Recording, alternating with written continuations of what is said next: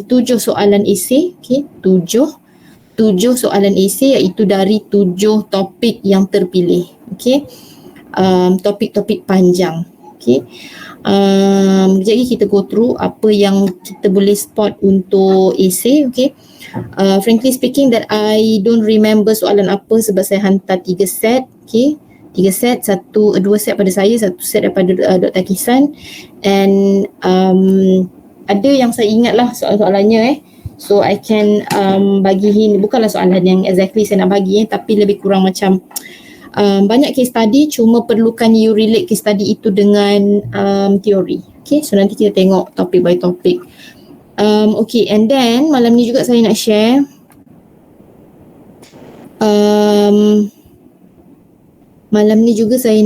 tentang soalan dalam iDiscuss. iDiscuss adalah satu platform di dalam dalam UFuture yang dihaskan untuk student PJJ iaitu dia seperti tutorial system lah kan, tutorial. Jadi student full time tak ada iDiscuss tu sebab you menghadiri kuliah yang lengkap 14 minggu lah berbanding PJJ yang hanya 5 kali kuliah sahaja. Jadi dia ada iDiscuss. So dalam iDiscuss tu there are every week punya topics yang dibincangkan. Okay, so saya kumpul balik soalan yang dalam iDiscuss kerana ada juga soalan final exam saya ambil pada iDiscuss, cuma saya ulas sedikit saja, okay. More or less lebih kurang begitulah soalannya. Jadi it's benefit for those yang aktif menjawab soalan dalam iDiscuss yang I can say yang never miss adalah Nadia Hani kan, nama yang saya ingat dan muncul setiap minggu. Lepas tu Fiona kan, Syuhada, and contoh lagi Iza, okay, and few more lah. Amirullah saya nampak, few more ada lagi, okay, tapi saya tak ingat, tapi itu yang top punya yang menjawab okay. Okay, saya tak pergi detail seperti Ayu. Mungkin you expect saya go detail on topic by topic. I don't think so, okay, sebab banyak. Tapi saya cuba sum up dari setiap topik So kita ada semua ke 12 topik ni, saya akan bincangkan sikit lah, okay. Okay, so beri you aura untuk mengenali older person, okay. Kalau tak baca pun tak apalah kan. Perbezaan mengikut usia lah, the statistic of elderly lah, benda tu tak, is just extra knowledge lah tak masuk dalam syllabus pun Okay, so first topic adalah tentang aging changes, which is how does aging, bila kita aging berubah dari segi kognitif, okay, the skin, cardiopulmonary, skeletal system, semua and sensory system kan. Kita dah belajar. So apa yang ditanya dalam ini, contohnya ini daripada iDiscuss saya extract kan, kita pernah buat what are the changes in elderly that you can see, either physical changes, cognitive changes kan, social, psychological. Okay, kita pernah bincang salah satunya, contoh orang tua paling sangat you can see that physical changes dia kan. Kenapa kalau waktu muda dia tinggi dah badan besar, tapi along the age, okay, semakin old age dia semakin mengecut. Kenapa dia semakin kecil, kenapa dia semakin rendah kan. And the reasons behind it adalah explanation ataupun mechanism lah mechanism kenapa skeletal system dia berubah contohnya kan. Because there is reduced amount of water, fluid kan, instead of 70% in the system adalah fluid kan, tetapi tu telah berubah up to 50% contohnya kan. And then the shrink dari segi muscle fiber kan, that leads to kenapa skeletal system wasting in term of dia punya muscle wasting kan. And then if you can see dari segi kognitif, kenapa dia cepat kenapa dia cepat lupa kan, which you can see that less connectivity between the nerve cells kan, ataupun less efficient kan. Dari segi dia punya connection between the brain cells semakin menurun kan. And then action potential dekat neuromuscular junction tu NMJ tu semakin berkurang kan. So itu antara kenapa elderly susah untuk dari segi kognitifnya lah kan, dia susah untuk belajar benda baru, kenapa dia kurang dari segi memory semakin reduce kan, skills of problem solving skills semakin menurun kan, because of those mechanism. Jadi mechanism more or less kena tahu jugalah. Okay, kena tahu. And then ni saya dah bincang tadi kan, kita ada soalan dalam I discuss Okay, so aging changes lebih kepada awak kenal. Okay, mungkin you kena tahu apa perbezaan apabila dia tua kan, dari segi cognition ada tak perubahan when aging, apa jenis cognition yang kognitif yang affected. Okay, first of course lah memory, lepas tu menjadilah disorientation kan, poor problem solving skills, okay, learning skills yang reduce, okay, susah untuk belajar benda baru kan, so itu cognition. Okay, skin semakin menipis kan, and then lagi satu less flexibility kan. Okay, and then cardiopulmonary system lebih pada heart and pulmonary, so that is why they are reduced in terms of endurance, and then they easily fatigue, they easily short of breath, okay, easily infected kan, menjadi bronchitis lah, bronchiectasis lah kan, ataupun asma kan. And then dari segi cardiopulmonary system pula termasuklah I told you that dari segi size of the pulmonary itself, the size shrink, okay, daripada the size of the lobes lah the lung lobes tu menjadi semakin smaller size, jadi menyebabkan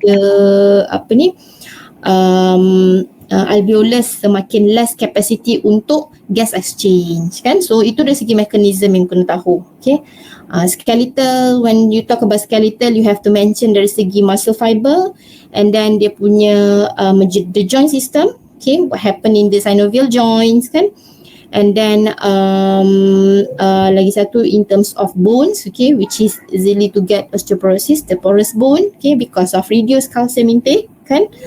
So it's become brittle, and bones juga menjadi fragile. Okay, muscular system, the muscles, okay, and then neurological system, which is the nerve cells. Okay, the nerve cells maksudnya dari segi neurological ada certain menjadi dementia, delirium kan, neurologic lah kan, ataupun lead to easily untuk mendapat seizure apabila tua kan. Okay, sensory system less sensitivity lah. Okay, less sensitivity.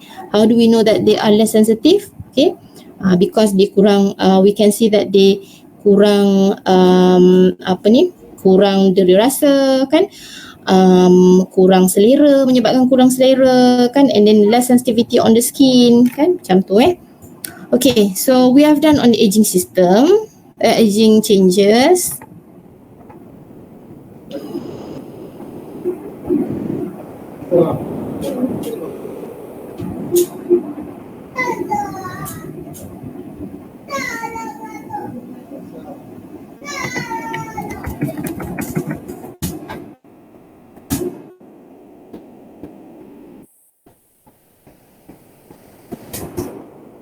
Sekejap seminit. Okay.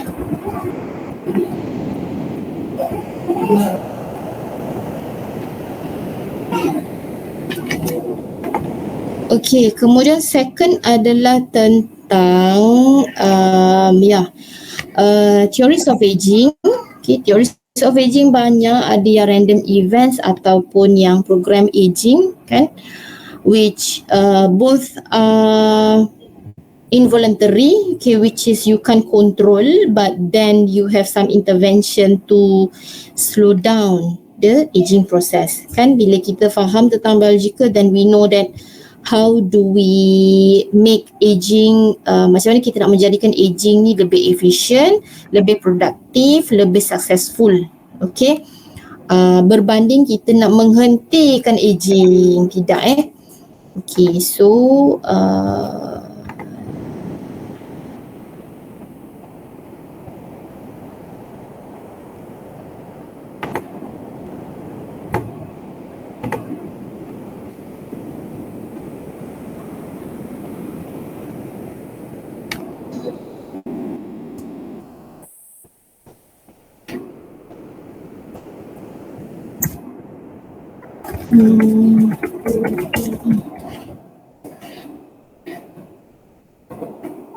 Okay, alright. Dalam teori, okay, untuk theories of aging, okay, saya tak pergi detail because each of the theories ni dia punya explanation tu detail lah ya. Saya pun tak ingat lah one by one kan, tapi contoh lah yang you paling tahu adalah wear and tear theory, okay.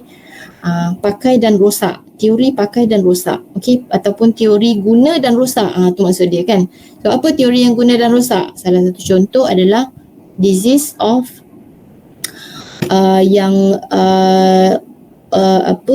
diseases, contohnya osteoarthritis, which is when you overuse the joint, then you are high risk to get that disease. Okay, contohnya macam tu kan. So relate setiap teori ini dengan disease apa yang prone to that lah.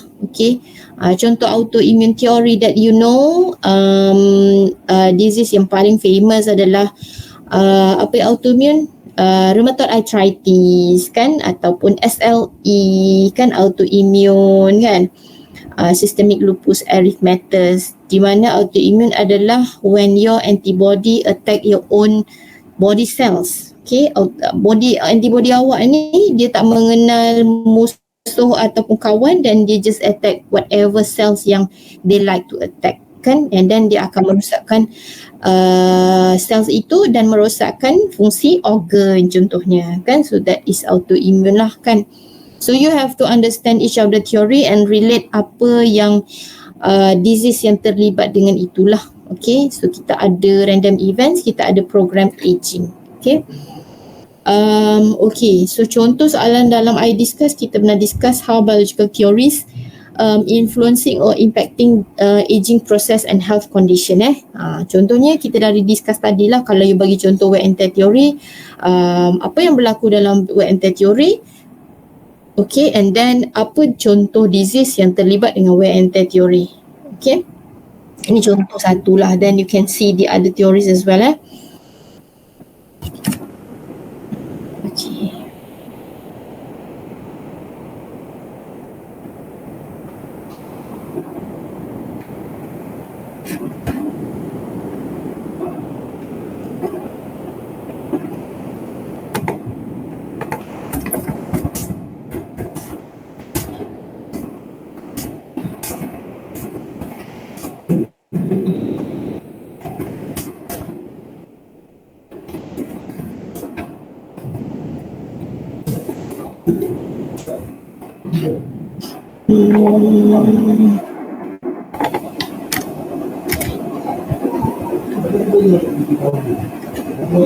Okay, next adalah theories of aging, which is social theories kan. We have three things: disengagement, activity dan juga continuity theory. Okay, and how the older persons make adjustment based on the theories, based on these three theories. Okay, I told you that disengagement, activity and continuity ni kadang-kadang dia contradict each other. Okay, kerana ada certain elderly that you will see they are following disengagement, ada yang dia follow activity theory, ada yang mengikut continuity theory. Okay, depends lah ya, but there is no one true or false lah.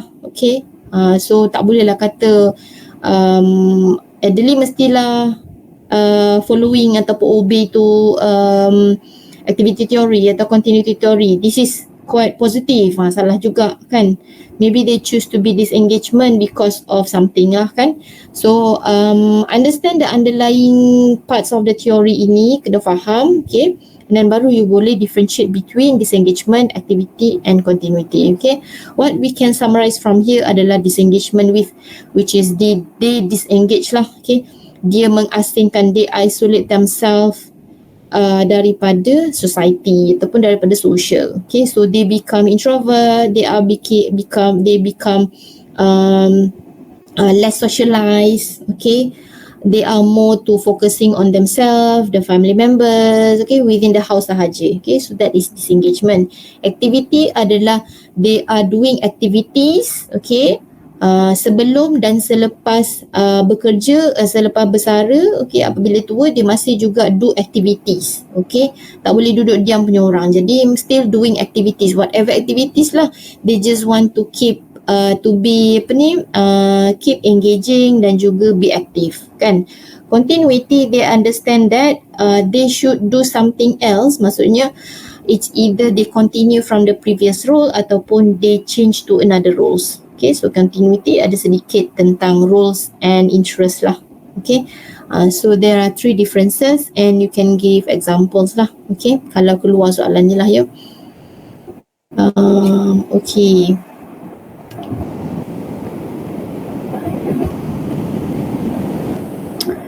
Theories of aging. Okay, tadi social theories.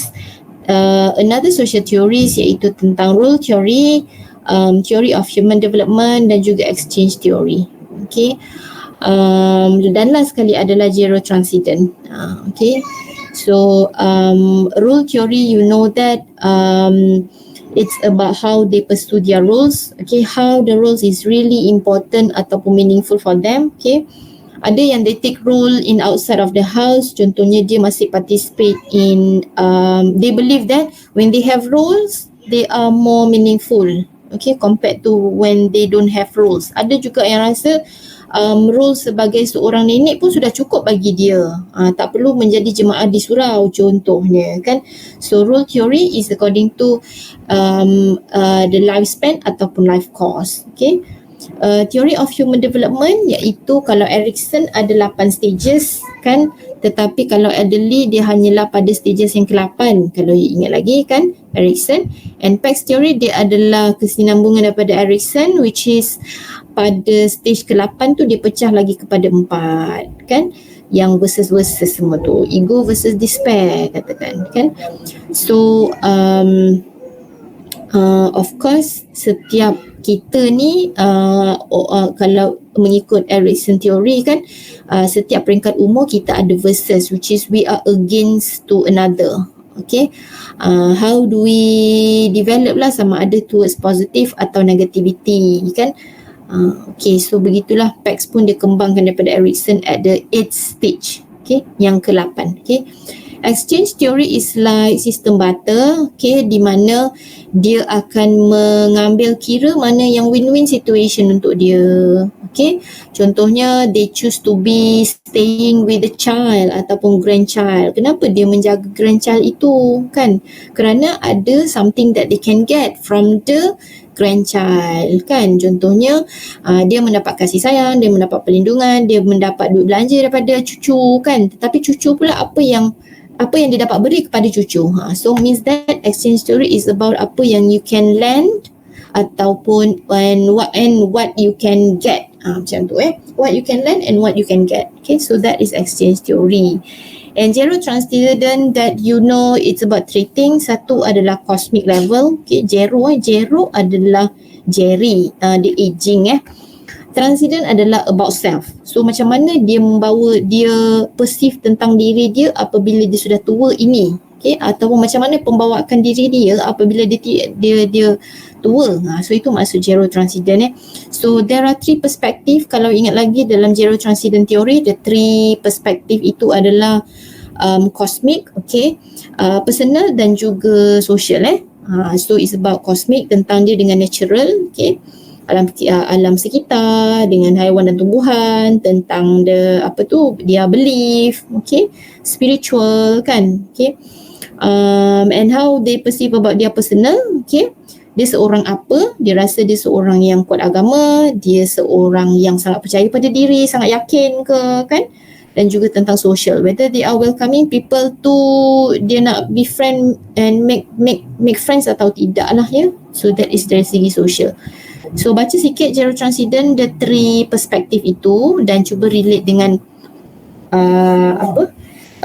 examples, giving examples di kalangan older person. Okay, so ini contoh soalan dalam I Discuss, kan.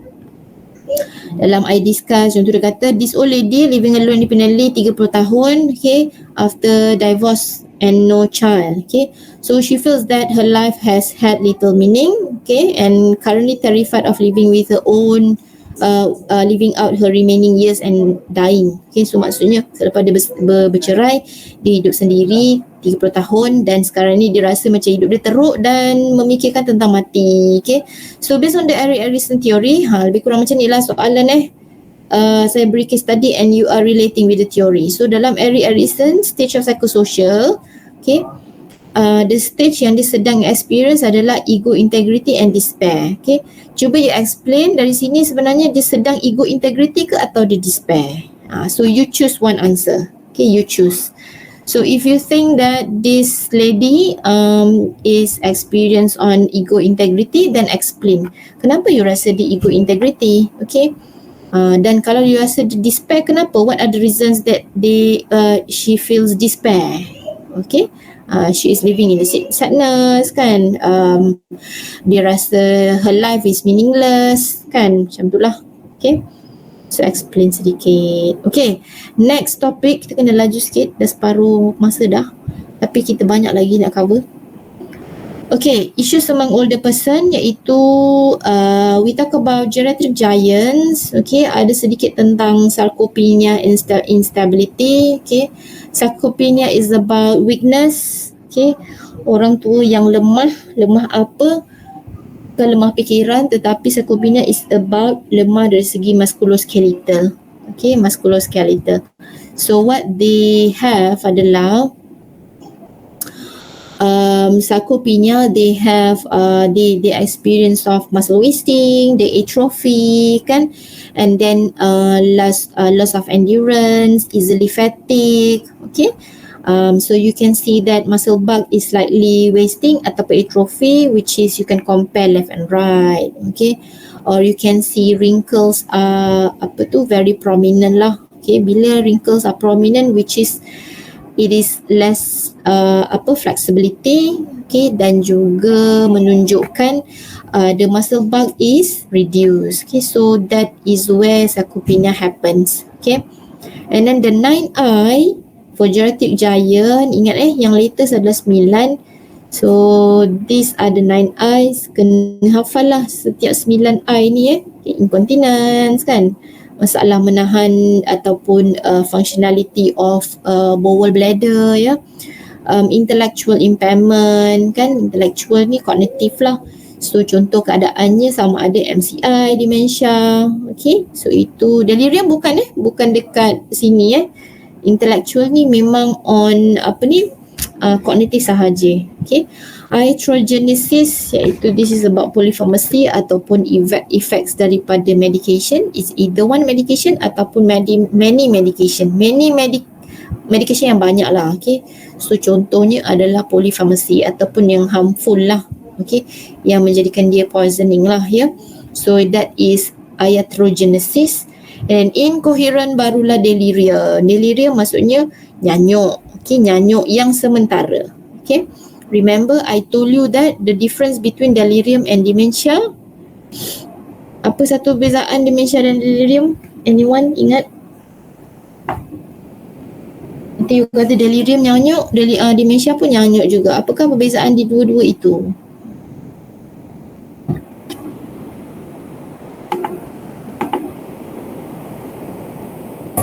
Delirium tu dia lebih kepada confused. Okay, very good. Dementia lebih kepada dia adalah pre-MCI lah. Okay, pre-MCI. Mild cognitive impairment. Okay, which is dementia adalah permanent, delirium adalah temporary. Okay, delirium is 100% recovery rate, dementia is not 100%. Impossible to have 100% recovery. Okay, so delirium, semua orang boleh mendapat delirium. Okay, contohnya awak warded untuk awak masuk hospital untuk 2 bulan, selepas 2 bulan awak lupa kawasan rumah awak. So that is delirium. Okay, confused lah ya. Confused sahaja. Okay, that is incoherent. Okay, and then insulin resistance kepada diabetes. Okay, loss functions of the insulin. Okay, and then immobility. Okay, iaitu dependency immobility, contohnya menggunakan immobility ni lebih pada leading to due to fall. So sama ada selepas dia fall dia menjadi immobile, ataupun restricted mobility, contohnya dia memakai mobility aids ataupun dia wheelchair bound. Okay, so that is immobility. In addition, kurang nutrisi, okay, dia kurang selera ataupun selera dia pada satu jenis makanan sahaja kan, memilih makanan pula, nak masin sahaja, nak tawar sahaja kan, nak manis sahaja. Jadi dia tidak mengambil zat yang cukup dari 7 kelas makanan. Ingat lagi kita pernah belajar zaman kanak-kanak dulu, kelas makanan kan, wajib kan. Jadi dia tidak well balanced diet lah. Okay, so that is malnutrition. And last one, impoverishment, iaitu kemiskinan. Okay, so inilah 9 I yang terjadi kepada orang tua. Sama ada boleh ada kesemuanya atau sebahagian. Okay, so it's either you can explain, ni contoh soalan dalam I discuss. Okay, explain all the 9 I's of geriatric giants. Okay, ada juga soalan yang saya tanya, suggest strategies to prevent, overcome, reduce risk of poverty, ataupun how to manage on the impoverishment among older person during the post-retirement phase. Okay, selepas retire, okay, kenapa dia ada impoverishment, okay, kenapa dia miskin kan, and how to prevent on that kan. Okay, so itu soalannya. Next topic adalah tentang specific issues among older person in community. Okay, community maksudnya benda yang kita, it's not a disease yang macam ni, it's not a disease yang you can see physically. Contoh diabetic, hypertension kan, asthma, stroke, TBI, dia bukan begitu kan, but it happens in the community silently. Okay, in fact sekarang kan you tak boleh nak tahu pun orang tua you tu sebenarnya ada delirium, ada dementia kan, unless selepas you buat clinical testing pada dia ataupun assessment kan. So it is a silent punya disease lah selagi tidak didiagnose.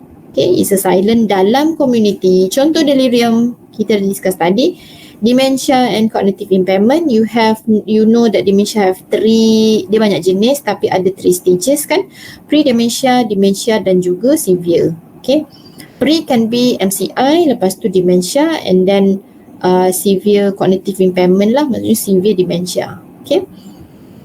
Okay, and then despite of the delirium dan dementia, they are also existing the BPSD. Okay, BPSD ni famous lah. BPSD stand for behavioral psychological symptoms of dementia. Okay, maksudnya those yang ada dementia dia akan ada masalah tingkah laku dan juga psychological. Okay, contoh behavioral dia adalah ni lah masalah behavior dia. Okay, so orang dementia ni dia ada masalah behavior dari segi merayau, mengamuk kan. Agitation adalah keresahan, tetapi keresahan boleh menyebabkan resah yang teruk dan berlanjutan, boleh menjadi agresif. Okay, resah-resah, sebelum resah dia wandering dulu, rayau. Okay, lepas tu bila duduk tak boleh diam. Okay, so that is agitation, and then dia menjadi agresif. Okay, it can be physically aggressive ataupun secara verbal bila dia marah, bila dia shouting, okay, bila dia dia memaksa kan, ataupun dia dia threaten ke. Okay, so that is verbal. Okay, catastrophic reactions yang berbahaya ataupun like memusnahkan lah dia mengamuk, dia baling bantal, dia baling barang-barang semua so that is catastrophic. Okay, complaining, disinhibition, intrusiveness, negativism, so that is also dari segi behavior. Okay, psychological kita pernah discuss, psychological ni masalah-masalah psikiatrik lah tapi tak semesti dia ni ada bipolar, depression, MDD, ataupun dia ada anxiety, ataupun dia skizofrenia. Kita tak classify begitu. Mungkin jenis BPSD dan dementia dia ada certain sahaja. Okay, dia tidak complete semua. Okay, tidak complete semua. Okay, so dia bukanlah psychiatric punya disorder, bukan tapi dia hanyalah a single symptom. Okay, kadang-kadang dia ada anxiety saja, resah je. Okay, jadi behavior anxiety ni macam mana? Dia akan wandering, dia akan restless lah. Okay. Okay, kadang dia boleh juga ada yang psychotic symptoms, iaitu delusion dan hallucination. Okay, cuba baca balik sikit berapa jenis delusion that we have and hallucination. Okay, perbezaan delusion dan hallucination kan, satu adalah false belief, satu adalah false perception. Okay, perception dari segi sensory perception, so itu hallucination lah. Okay, sleeplessness, okay, sama ada dia ada masalah dengan insomnia, okay, tidak boleh tidur kan. Depression, kemurungan apathy, tiada minat langsung.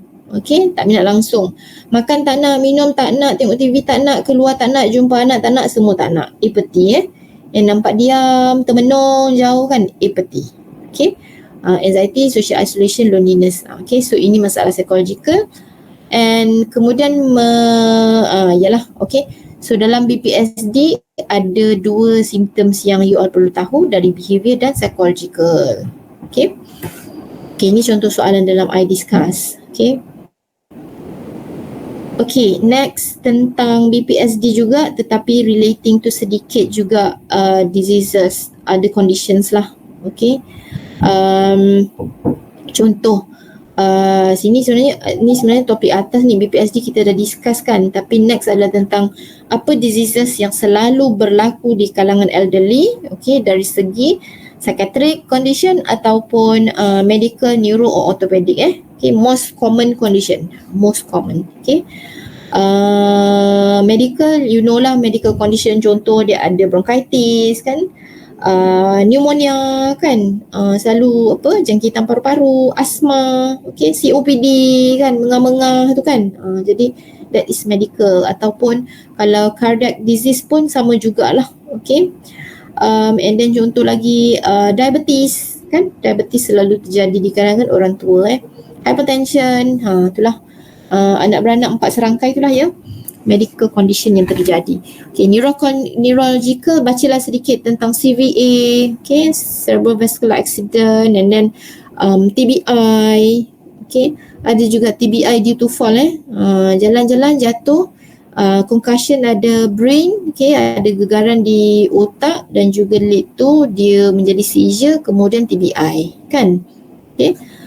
So itu juga selalu terjadi. Orthopedic condition yang selalu berlaku adalah TKR kan, THR, total knee replacement kan, lutut dah pakai skru besi, pakai tulang besi kan, inject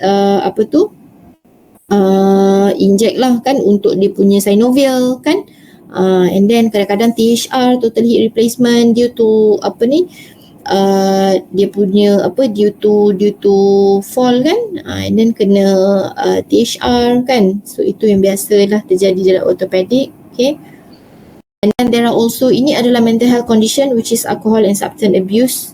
Okay, kita dengar berita kan dalam contemporary issue kan, pernah dibincangkan, orang tua juga ada yang penagih dadah contohnya. Okay. And then sexuality aging, okay, frankly speaking tak ada soalan tentang sexuality. Okay. Okay, next, identify, soalan ni adalah identify most common health condition di kalangan orang tua, okay, yang di community. So bolehlah cakap salah satunya asma ataupun diabetes kan, luka lambat sembuh kan, so baru tahu dia diabetes kan, and then cepat penat, cepat pening, acid migraine, rupanya hypertension kan. Okay, so itu contoh most common health condition. Okay, alright, next adalah tentang functional issues. Okay, functional issue maksudnya isu-isu kefungsian yang menyebabkan kefungsian terjejas di kalangan orang tua. Fall lah, okay, fall. Dalam fall ni you kena tahu apa the causes of falls. Okay, causes of falls maksudnya apa yang influence falls okay, dari segi sensory kan, sensory yang kita gunakan untuk bila untuk keseimbangan, untuk balance visual kan, auditory, okay, in the middle ear kan ada kita punya balance organ kan, and then on proprioceptive dan juga vestibular kan, so that leads to fall lah, okay, sebab balance system lah ya, fall. And then adakah sensory factor sahaja yang mempengaruhi fall? Not only sensory kan, tetapi juga dari segi musculoskeletalnya dan juga kognitif kan. Kalau you confuse kan, lagi high tendency to risk of fall kan. Okay, sleep problem which you have to study a bit tentang circadian rhythm. Okay, circadian rhythm tu adalah the process daripada you bangun tidur sehingga you tidur balik kan. Okay, so there are, kena faham berapa hours yang that elderly has to complete the sleep kan. The REM, ingat lagi, non rapid eye movement dan juga rapid eye movement 1, 2 kan. Bila yang you akan deep sleep. Okay, so baca balik. Dan what are the problems? Ada 4 problems dalam dalam masalah tidur, insomnia, and ada masalah behavior kan. Okay, saya pun tak ingat apa masalah tu, so baca je 4 jenis masalah tu. Okay, adjustment in aging, contohnya adjustment dari segi family changes you can talk about. Dekat sini saya pernah cakap tentang sandwich generation kan, kita belajar di sini. Okay, widowhood, okay, kematian salah seorang partner. Okay, retirement, mortality, okay, decline function and also reduced income. Okay, okay, and then next adalah tentang ageism. Ageism kita pernah bincang dah. Maksud ageism iaitu how do you feel the negative perception about elderly. Okay, so ingat lagi kan kita pernah discuss saya tanya kan setiap kelas, setiap orang, what do you think about elderly kan, sensitif lah, okay, pemarah lah kan, pemurah lah, okay, ageism okay. Ada soalan ke? Oh, tak ada. Okay, societal prejudice. Dalam group full time ada, dalam group PJJ I miss this part. Okay, tetapi what I want to talk about societal prejudice adalah tentang 4 benda. Saya tulis kat sini tapi ke bawah pula. Ni. Okay, societal prejudice dekat sosiologi. Jadi kita pergilah ya. Okay, and then dekat I discuss, kita pernah bercerita tentang what are the 5 causes of fall among older person who live in the institution. Okay, so aware juga apa yang menyebabkan jatuh di institusi, maksudnya when they are staying in the institution. Satu, masalah delirium lah ya. Bila you have been long institutionalization, apabila you stay yang lama dalam satu institusi tidak keluar daripada itu, you akan tendency to have delirium. Okay, so the kekeliruan itu, the confusion that you have from the delirium itu menyebabkan you kurang alertness. Okay, you less orientation on the space. Jadi what happen is you easily fall. Okay, so itu salah satu lah. Okay, second adalah you can talk about you perlu baca juga causes of fall among older persons in the community dwelling. Okay, saya selalu sebut tentang community dwelling. It's about elderly yang stay in the community. Okay, maksudnya yang non-institution. Okay, sama ada dwelling in their own house ataupun with the family members ataupun with the children. Okay, ataupun memang independent. So community dwelling lah, asalkan duduk di community lah ya. Okay, so habis tentang itu, functional issue. Okay, kita ada 3 lagi topik, sempat. Okay, next, Policy Act for Older Person in Malaysia. Okay, untuk full time kita go through semua, tetapi untuk PJJ kan kita tak go through semua. Okay, cuma saya minta you all baca sebab this is very straightforward punya information lah kan. Kalau you buka website JKM pun keluar benda lah ni, nota-nota ni semua keluar. Okay, so you can read about DUEN. DUEN ni baru sahaja dasar warga emas bukan warga tua. Dasar warga emas kebangsaan DUEN pada tahun 2000 baru saja dia di-revise. DUEN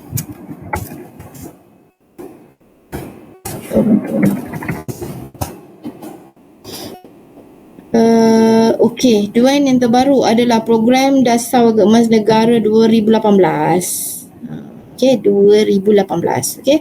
So Duan telah di-revise yang dahulunya tahun dulu kala 90s lah 90s. Okey. Student full time pun tak lahir lagi tapi Duan dah ada lah kan. Okey. Jadi Duan ni cerita tentang macam mana they fight for warga emas dan ada akta-akta berkenaan dalam melindungi warga emas. Okey, di samping juga dia memperkasakan warga emas dari segi memberi pekerjaan, memberi perlindungan, the insurance, subsidiary, okay, yang kita ada subsidi dalam negara kan. Okay, and then you have dasar kesihatan, okay. How does the kesihatan is sangat important for warga emas, dan dalam inilah cerita tentang gerontologi ataupun geriatrician, occupational therapist yang akan berfungsi untuk warga emas. Okay. Okay, boleh baca je straightforward semua ni. Baca sikit iaitu tentang services. Okay. Baca dan fahamkan dan kemudian jawab case study. Saya tak tanya straightforward soalan dia. Kalau dalam MCQ soalan dia straightforward. Contoh, perkhidmatan dan khidmat bantu rumah, perkhidmatan khidmat bantu di rumah adalah untuk contohnya macam itulah. Okey. Yang tu teori, tapi apabila pergi pada case study, di essay saya cerita case study. Okey.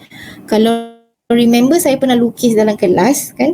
Pakcik makcik tinggal berdua tetapi kedua-duanya dependent to each other, dan macam mana untuk dia mendapatkan servis ataupun servis apa yang disediakan untuk dia apabila duduk di rumah. Okay. Ada perkhidmatan khidmat bantu di rumah which is dia boleh dapat kalau untuk pergi ke dialysis center dan dia boleh dapatkan pengangkutan kan, ataupun dia boleh pergi outpatient punya services, contoh pusat aktiviti warga emas, PAWER kan. Dia juga boleh contohnya kalau tidak mampu dan dia boleh admission tu rumah Sri Kenangan kan, macam tu So dan cerita sikit apa implikasi dari segi sumber keuangan yang dia boleh dapat kan, what are the services kan. Okay, so termasuklah benefits that Malaysia provides lah, contohnya privilege dari segi 50% off ataupun waive from the fee nak pergi museum, pergi mana, naik kenderaan awam kan, pergi library, pergi bershopping, pergi bercuti, pelancongan kan, banyak off ataupun waive lah untuk orang tua 60 tahun ke atas kan. Okay, ingat balik case study tu, dan macam tu lah lebih kurang soalannya. Nanti bacalah case study dan cuba relate dengan these services yang you telah baca. Okay, inilah topiknya.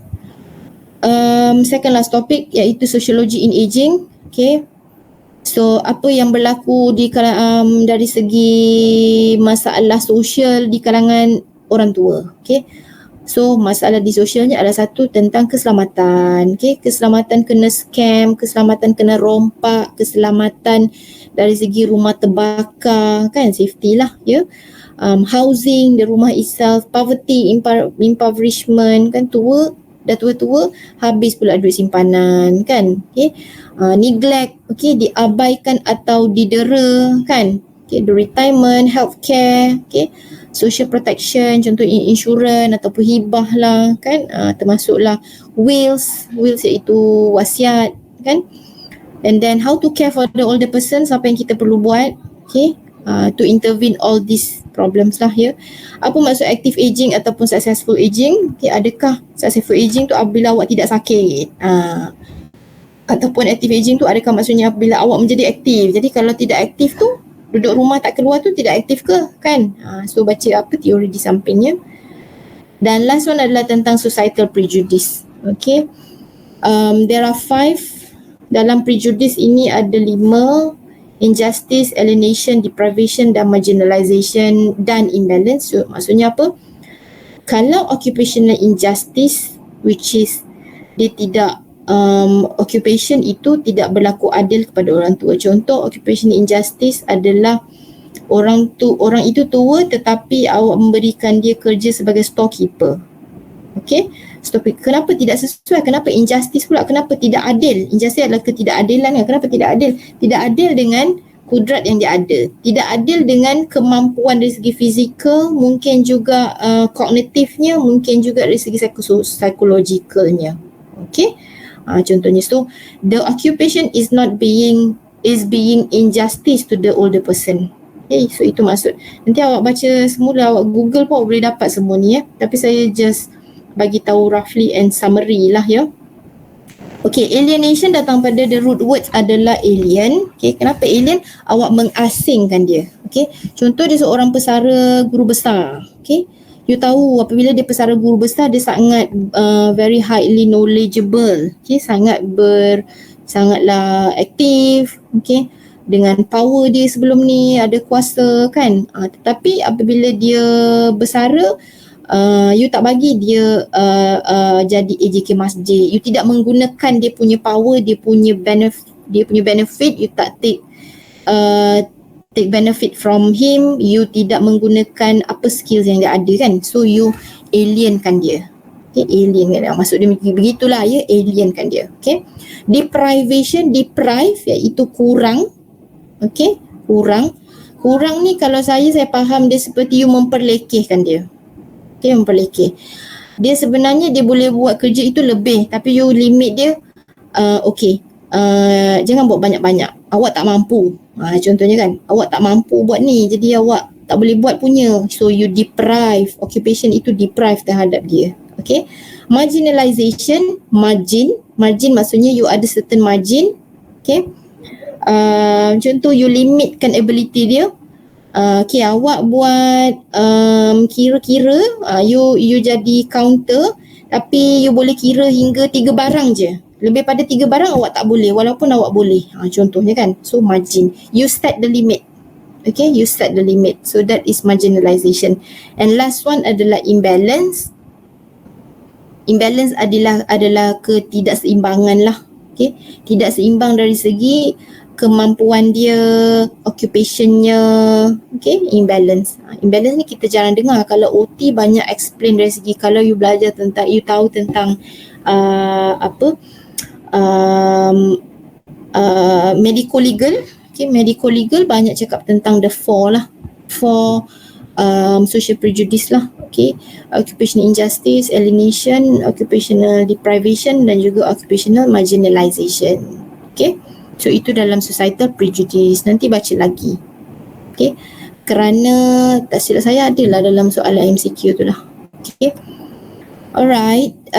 And last topic, it's about geriatric rehab.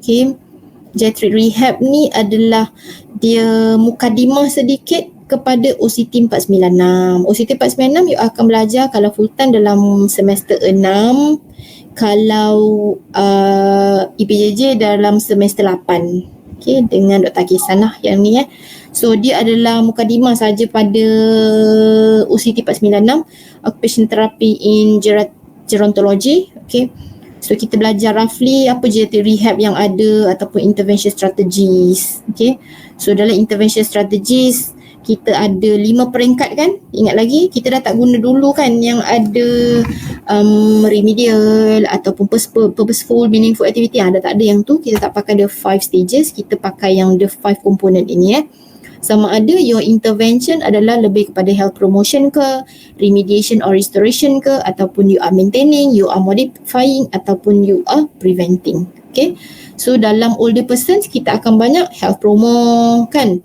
tentang food care ke kan, tentang dari segi energy conservation ke tu, so that is health promo. Remediation or restoration kita jarang buat, you tak boleh nak return back dia punya endurance, tak boleh kan. Jadi kita banyak maintaining atau kita modify. OT paling suka modify lah, you bagi assistive devices, you buat environmental modification lah kan, so modify. Dan juga prevention technique. Okay, so baca sikit lah apa contoh intervention bila you buat health promo. Tadi saya dah cakap sikit lah kan, nanti you baca sikit. Health promo kita buat intervention apa, remediation, restoration ada tak, maintain tu apa. Okay, remediation ni lebih pada contohnya you buat per sleep breathing. Okay, untuk dia punya lung capacity kan, so that is remediation. Boleh Tapi dia tak maksimum macam orang muda lah, dia punya lung capacity tu dia short lebih kurang 30% daripada adult population. Okay. Okay, so bagi contoh lah ya. Okay, and then saya juga pernah discuss tentang neuroplasticity, cognitive reserve. Okay, there are factors kan, factors yang lead to cognitive reserve. Okay, dan juga enriched environment. Okay, di mana you would be more active dan juga participate apabila you are engaging ataupun you are exposed to many promising environment. Contohnya environment yang very stimulating kan, so that is enriched environment. Okay. Okay, model for intervention ni kita tak ada cover. Okay. Alright, so apa soalan ni? How do you view that OT has differences in delivering rehab for older population dan adult condition? Mungkin so kena tahu apa beza kita merawat orang yang orang tua dan juga adult cases kan. Okay, so I think that saya dah go through kesemuanya dan juga telah highlight beberapa important points. Okay, yang dekat sini hanyalah yang I discuss. I discuss ni saya rasa dia akan membantu you untuk you shortcut sedikit. Okay, dia tak 100% keluar tetapi more or less ada yang terpilih.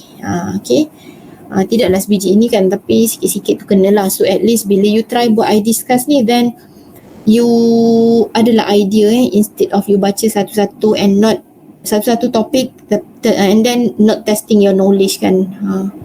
So try lah buat I discuss ni. Okay, with that saya rasa habis dari part saya. Okay, saya buka soalan kalau ada.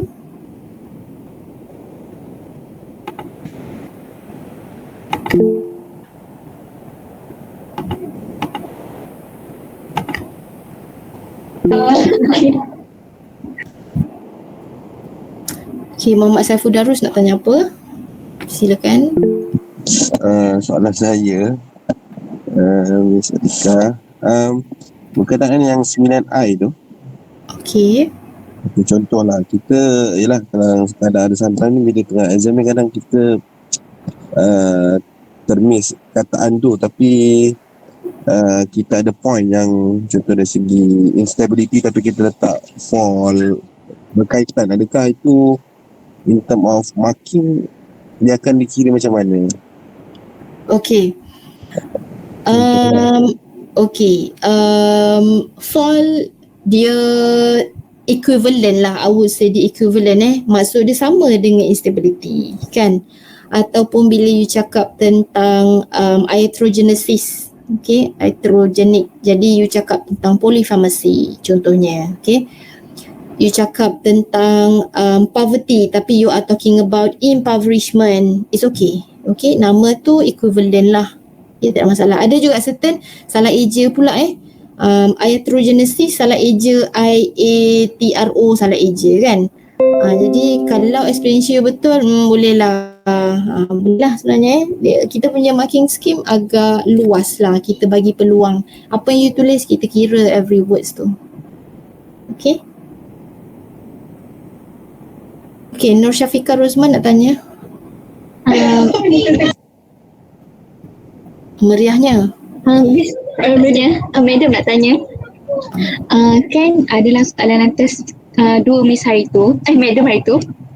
Soalan dia macam ni Madam. Madam tulis macam ni, living elderly at nursing home care. Adakah itu salah satu neglect abuse? Sebab dia guna perkataan living, and then living tu dekat nursing home care. Itu neglect ke neglect abuse tak Madam? Sorry. Living apa? Living apa? Living elderly dekat nursing home care. Oh, okay. Kalau living maksudnya dia meninggalkan elderly itu, okay. Dia macam ni. Living nanti tengok case study, kalau lah ya, tengok case study itu tulis apa. Kalau living, okay, dia kalau living maksudnya dia menyerahkan tanggungjawab untuk nursing home itu yang menjaga kan. Tetapi neglect yang sebenar maksud dia adalah apabila you abandon, okay. Abandon maksudnya tinggalkan, tak ambil tahu, makan tak makan, dengan pengurusan dirinya tidak sempurna, tidak mandi, tidak tukar baju, poor hygiene semua kan. So that is abandon, yang barulah nama neglect kan.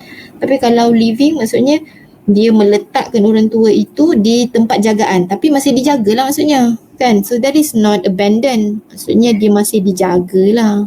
So Contoh kan madam, kan dia diletakkan situ but without the elderly consent kan. So is it considered as emotional abuse?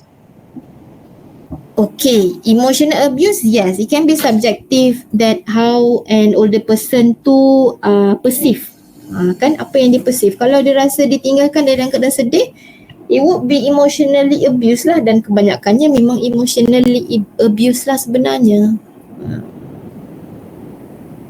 Okay, cuma emotional abuse tu boleh, it's treatable, which is bila refer kepada psikologis, bila adanya family consultation kan, pujuk balik kenapa kan. Then it could be it's treatable lah. Okay, so it can be emotional abuse, yes, you're right. Okay, thank you madam. Thank you, madam. Ramainya ahli dia. Okay. Lagi soalan lain?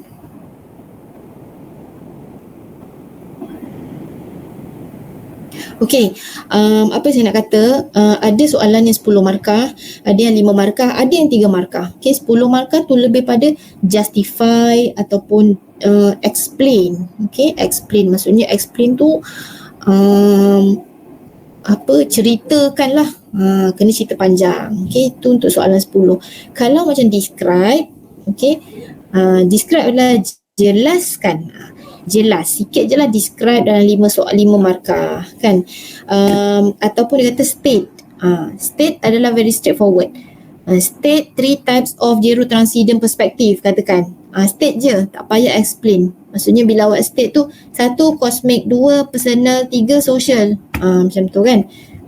Itu saja. So itu state boleh jadi point sahaja. Tapi kalau describe, justify tu it should be essay lah. Okay. So what makes the points ataupun the marks tu, contohnya kalau 10 markah, mestilah ada descriptionnya. Okay, contoh you define ke kan, definition. Okay, selepas definition explain in your own words, kemudian berilah example. Okay, contohnya lah, okay, beri contoh. Okay, then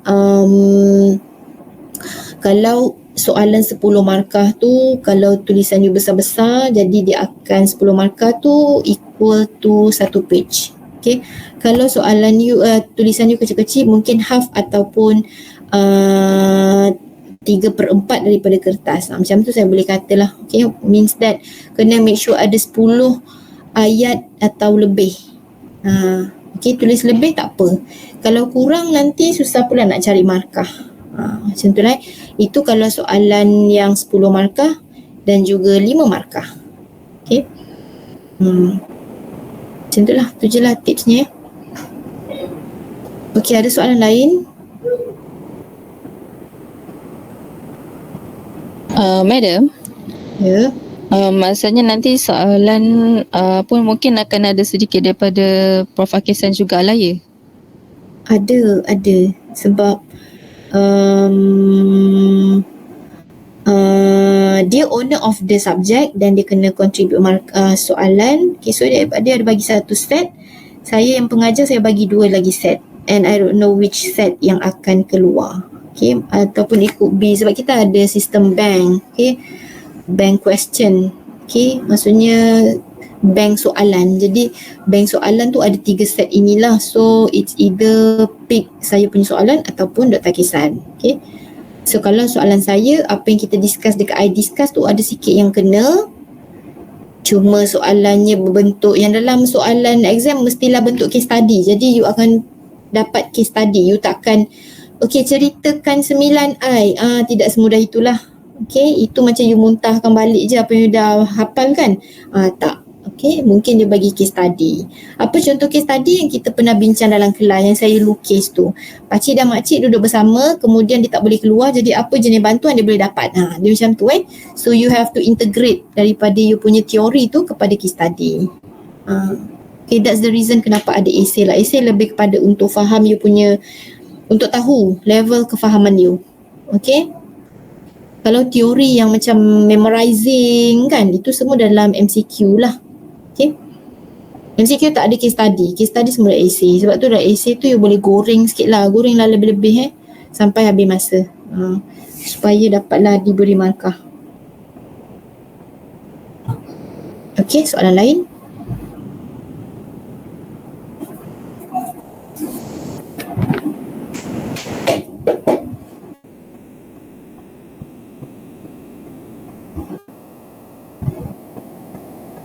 Okay, ada soalan lagi? Kalau tak ada soalan, then I think kita boleh dismiss di sini lah. Dah pukul 10.07. Ada yang akan kerja besok, exam besok. Okay, with that, thank you so much for your time. Okay, ada soalan boleh tanya dalam grup je, tak ada masalah, saya cuba jawab. Okay, so jumpa hari Selasa. I will be there, Dr. Akisan juga, dan juga beberapa lecturer lain, okay, untuk melihat you menjawab lah. Be punctual. Okay, pukul 2 suku kan kelas examnya. So jangan lewat. Pakai properly, bawa name tag, okay, untuk identification.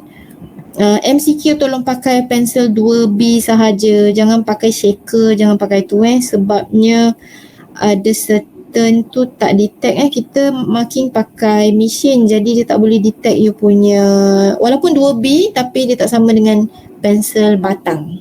Okay. Frankly speaking, saya dah cuba jawab yang 100 markah ni 2 jam sangat-sangat restricted 2 jam sangat-sangat restricted. Lebih kurang you buat macam ni lah. Satu soalan MCQ kurang daripada 1 minit. Kalau tak, you akan habiskan 70 minit dekat situ dan akan pakai masa untuk essay pula. Okay, so 2 jam bermaksud you 120 minit kan. So saya try pun memang sangat CP lah. Okay, CP. You tak sempat untuk check pula nanti. Okay, so kalau rasa okay tak sempat nak fikir, okay, skip dulu. Okay, macam tu. So cubalah agak masa, sediakan banyak pensel instead of you nak sharpen pula kan, bazir masa 30 saat kat situ. Okay, pemadam, sharpener bawa jugalah kalau boleh. Kalau tak boleh tak apa, sediakan banyak pensel. Pensel mestilah pensel 2B batang 2B tau. Lepas tu pen pun sedialah 2-3 sebab ada 7 essay kan. Tapi essay tu tak silap saya 1 ke 2 je soalan yang 10 markah. Okay, the rest tu 5 markah, ada yang 3 markah. Macam tu. Okay, 1 page buat 1 soalan. Okay, kalau you buat soalan tu state 3 perspective of zero transition, 3 biji je point. Ada banyak baki kan bawah tu, tak payah jimat. Okay, awak bayar bil kan, jadi awak buat je ke next page. Okay, memudahkan marking system lah. Okay, ya, itu sajalah pesanan saya. Okay, boleh teruskan study, boleh revise apa soalan-soalan I discuss tadi kan, and wishing you best of luck. Okay, so kita tutup inilah perbincangan di sinilah ya. InsyaAllah ada masa kita jumpa lagi, and thank you so much for all your time. Okay, and good rest, mesti sihat lah ya. Okay, thank you so much. Assalamualaikum. Thank you, madam. Thank you, madam. Thank you, madam. Thank you, madam. Alright. Thank you, madam. Thank you. Thank you, madam. Thank you. Thank you, madam. Sama. Madam, Saya. boleh ke kalau saya korang nak buat yang madam tulis tadi tu? Boleh sebab yang tu memang adalah PJJ punya ni perbincangan which you all tak ada. So yang tu adalah PJJ punya tutorial lah kan. lebih kat situ pula lah untuk diorang So boleh saya share nanti Group 499 pun mungkin 499 PJJ mungkin nak juga kot ya. Nanti saya share. Okay, thank you madam. Okay, thank you Amir, jumpa lagi. Thank you, madam. Okay, Assalamualaikum. Good night, madam. Alright, good night. Good rest. Salam.